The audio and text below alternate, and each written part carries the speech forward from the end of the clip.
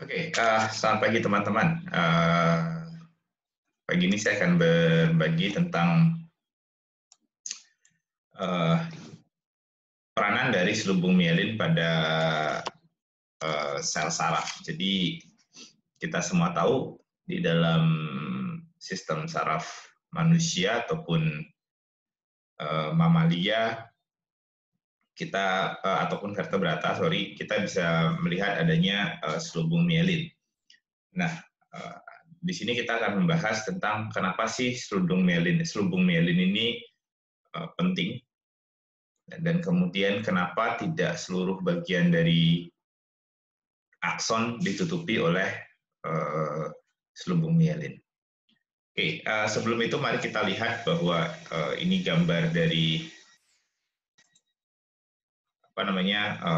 saraf yang klasik yang ada di buku-buku ya. Jadi kita tahu bahwa secara dasar saraf itu terbagi atas juluran pendek, kita sebut dengan nama dendrit, ini yang nanti berfungsi untuk menerima rangsang. Kemudian ada badan sel, di sini ada inti sel, kemudian area ini disebut biasanya bukit akson atau akson hilok. Kemudian ada akson yang berfungsi menghantarkan rangsang ke organ target, kelenjar, ataupun ke saraf berikutnya. Oke, nah di sini ada ujung akson yang nanti akan melepaskan neurotransmitter.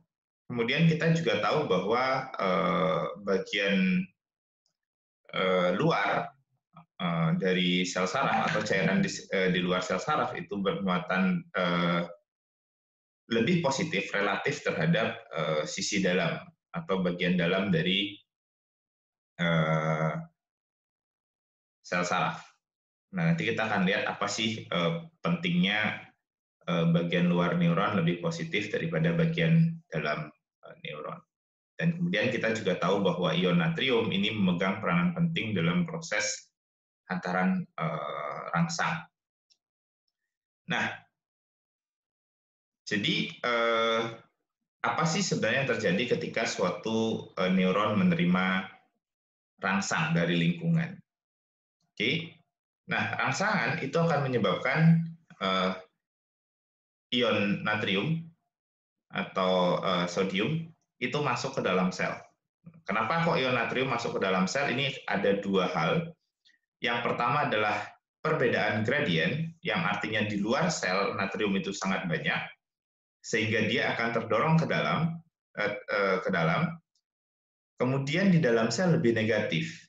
Jadi di sini natrium masuk ke dalam sel akibat adanya dua hal. Yang pertama, gaya pertama yang mendorong si Na ini masuk itu adalah gradien.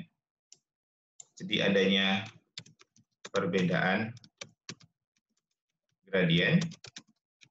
Kemudian yang kedua yang menyebabkan dia masuk ke dalam sel itu adalah adanya muatan negatif. Oke, jadi adanya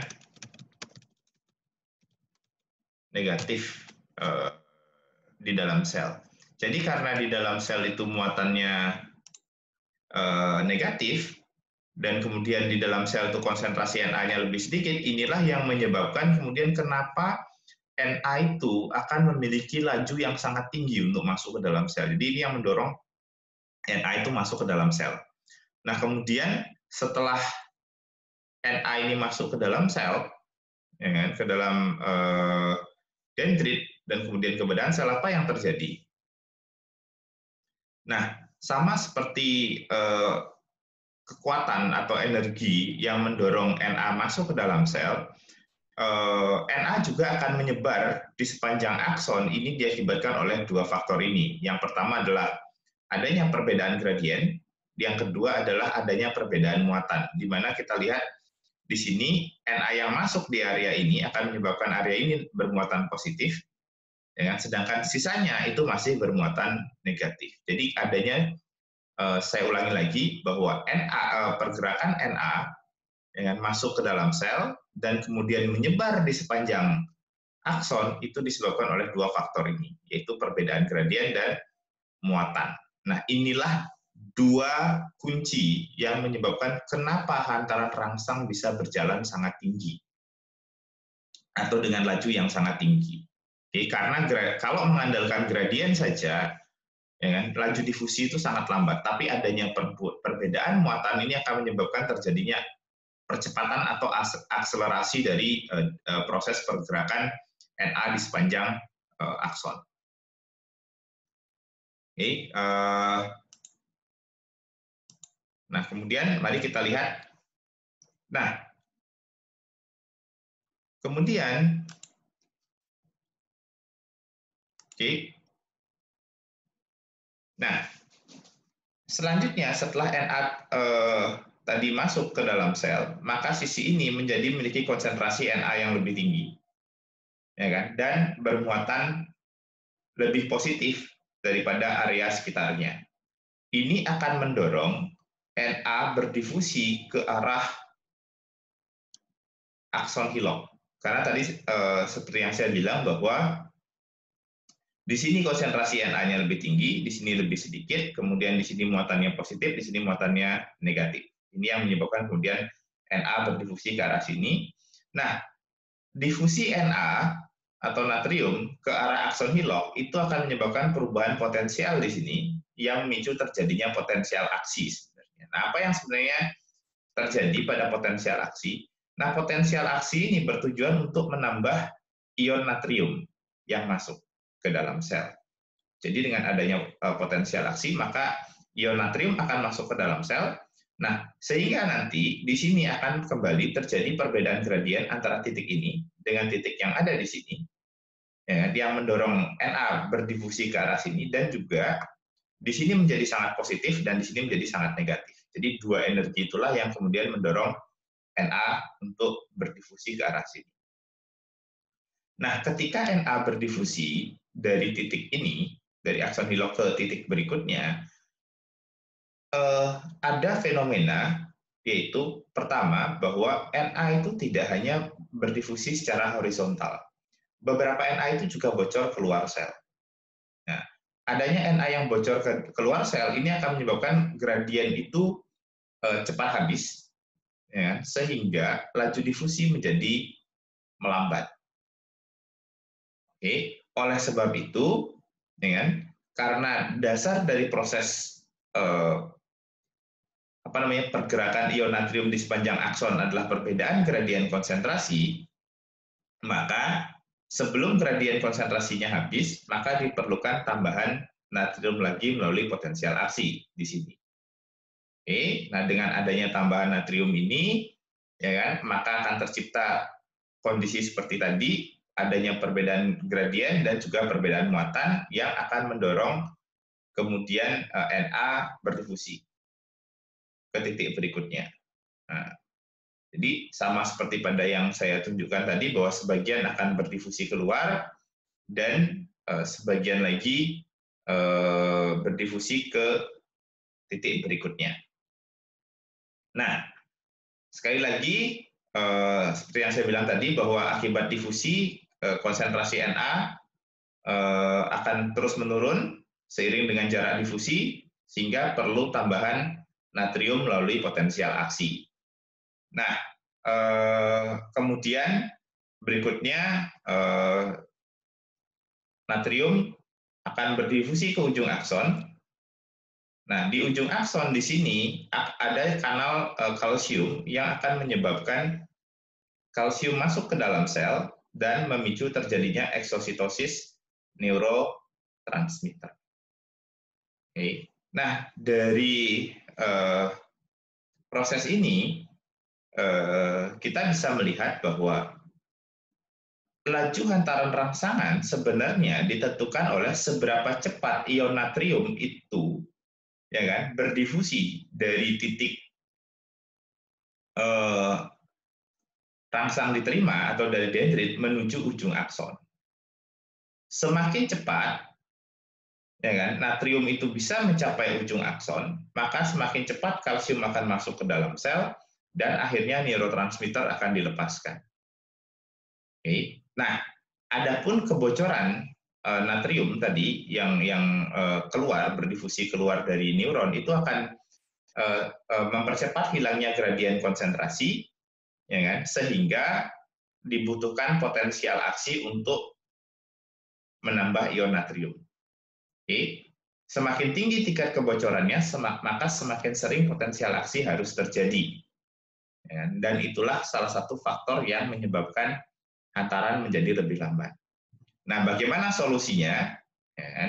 Pada invertebrata, solusinya adalah dengan memperbesar diameter akson, ya kan? Sehingga nanti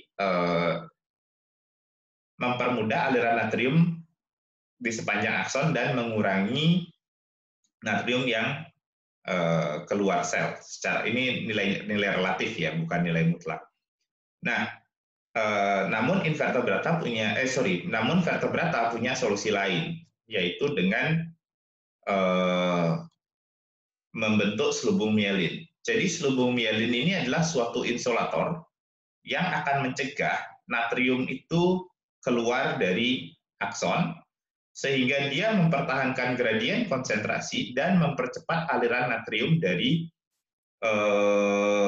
dendrit ke ujung akson. Nah, bagaimana mielin melakukannya? Nah, tadi sudah saya jelaskan, dan pertanyaan berikutnya adalah kenapa selubung mielin tidak menutupi seluruh akson? Oke, seperti pada gambar ini. Mari kita lihat sekarang apa yang terjadi jika akson seluruhnya ditutupi oleh selubung mielin. Oke, seperti yang saya jelaskan tadi, rangsangan akan membuat natrium masuk ke dalam badan sel, kemudian berdifusi ke akson hilok, selanjutnya memicu potensial aksi untuk mendapat tambahan natrium, dan kemudian dia berdifusi di sepanjang akson. Nah, selubung mielin itu mencegah natrium keluar dari akson sehingga gradien konsentrasi terjaga. Namun apabila selubung mielin terlalu panjang, maka terlalu panjang, ya kan? Kita bisa melihat di sini bahwa seiring dengan jarak konsentrasi natrium itu makin lama makin menurun. Nah, karena semua ditutupi oleh mielin, maka tidak ada tempat untuk menambah ion natrium masuk. Nah, akibatnya karena tidak ada area untuk menambah natrium masuk, maka lama-kelamaan gradien konsentrasi yang menjadi kekuatan difusi daripada natrium itu akan habis, dan natrium tidak bisa mencapai ujung akson, sehingga neurotransmitter tidak bisa dilepaskan. Nah, terus bagaimana solusinya? Solusinya adalah dengan membuat titik-titik atau area-area yang tidak ditutupi oleh selubung mielin. Inilah yang kita sebut dengan nama nodus Ranvier. Nah, kenapa nodus Ranvier ini penting? Ya, saya sering mendengar gitu, karena rangsangannya lompat. Oke, sebenarnya apa sih rangsangan yang lompat itu? Gitu. Ini akan coba saya jelaskan secara mudah. Oke, nah kenapa nodus Ranvier penting? Mari kita lihat sekarang. Nah, sama ketika rangsangan terjadi, maka ini akan memicu Na masuk, kemudian dia berdifusi ke arah akson hilok, kemudian terjadi potensial aksi di sini untuk menambahkan ion natrium, sehingga akan terjadi perbedaan konsentrasi yang sangat tinggi antara akson hilok dengan nodus Ranvier. Nah, perbedaan konsentrasi ini akan memicu Na untuk berdifusi ke titik nodus Ranvier. Oke. Nah, selain itu juga perbedaan muatan ini akan membantu mengakselerasi atau mempercepat proses pergerakan natrium ke titik ini. Nah, karena ada selubung mielin, maka ketika natrium berdifusi dari akson hilok ke nodus Ranvier, tidak ada Na yang keluar dari neuron. Ini yang menyebabkan gradien difusi terus terjaga dan kecepatan dari Na berdifusi pada area yang tertutup mielin ini sangat tinggi. Nah, ketika mencapai nodus Ranvier, di sini gradien natrium sudah rendah, sangat rendah, sehingga diperlukan tambahan natrium dari luar sel. Nah, disinilah fungsi dari potensial aksi di nodus Rentier untuk menambahkan ion natrium, ya kan? Sehingga terjadi perbedaan konsentrasi dan muatan yang cukup besar antara nodus Rentier dengan area akson yang ada di sini. Jadi kita pakai sederhana satu nodus Rentier saja, ya kan? Nah, dengan demikian maka berikutnya adalah ini akan memicu difusi yang sangat cepat dari natrium menuju ujung akson, ya kan? Dan selanjutnya memicu kalsium masuk dan terjadi peristiwa eksositosis dari neurotransmitter. Oke, nah dari sini yang bisa saya simpulkan kemudian atau yang bisa kita simpulkan bahwa peranan dari selubung mielin memang berperan sebagai insulator, berfungsi untuk mempertahankan gradien. Namun balik lagi bahwa natrium itu bergerak melalui proses difusi dan, ya kan, seiring dengan jarak difusi maka konsentrasi natrium makin lama akan makin rendah. Ya, jika tidak ada titik untuk penambahan natrium dari luar sel, maka konsentrasinya akan mendekati konsentrasi yang sama dengan yang ada di dalam sel. Jadi artinya natrium sudah tidak bisa menciptakan gradien lagi.